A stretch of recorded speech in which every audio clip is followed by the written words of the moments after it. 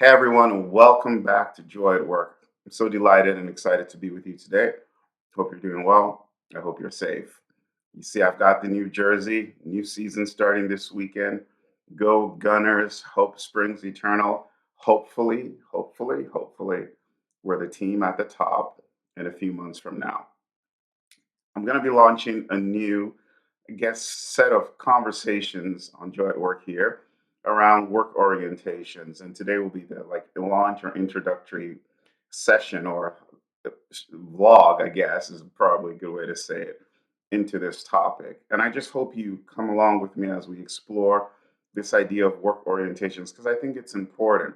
But as I was preparing for this and reflecting on it, it occurred to me, as it does from time to time, that our worldview and the assumptions, the ideas, the things we hold dear, the things we believe about the world just influence us so much. It's almost even a sentence that just doesn't make sense to say it influences us so much. It just is what we are. We cannot escape having a worldview. Every one of us has a worldview, and our worldview impacts the way we just go about acting in the world, even to the extent that it impacts the way we think about work and how we show up to work and what we do about work. And so, as we kind of go through work orientations, I want to challenge you to reflect on your worldview.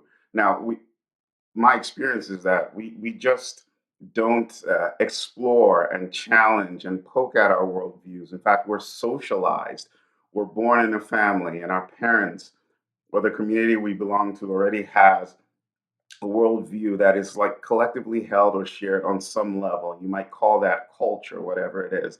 And then we're socialized and we pick things up just by default.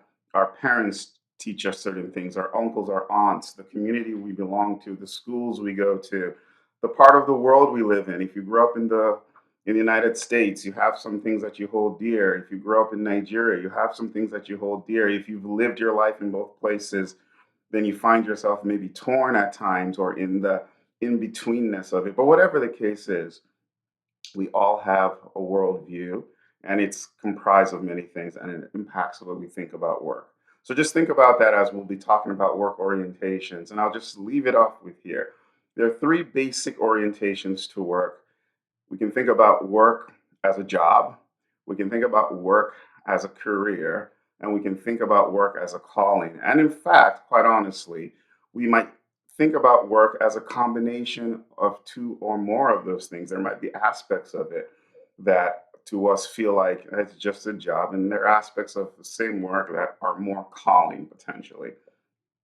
We're going to be looking at this because I think the way we think about work and our orientation to work really impacts or influences the amount of joy we experience at work. When you think about work as a job or just as a career, like I need to go up and down, up, no one really wants to go down. I want to go up the ladder as quickly as possible.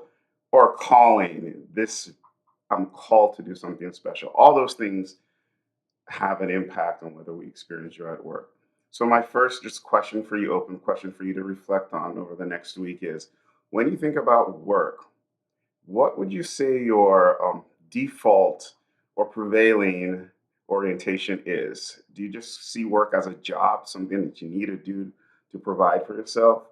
Do you see work as a career? You just want to get to the top? Or do you see it as a calling, something drawing you to do something for society, for humanity, for something bigger than yourself? I don't know. Or a combination of two or more of these orientations. Maybe you find you have some internal conflict as you reflect on it. So, what is it for you?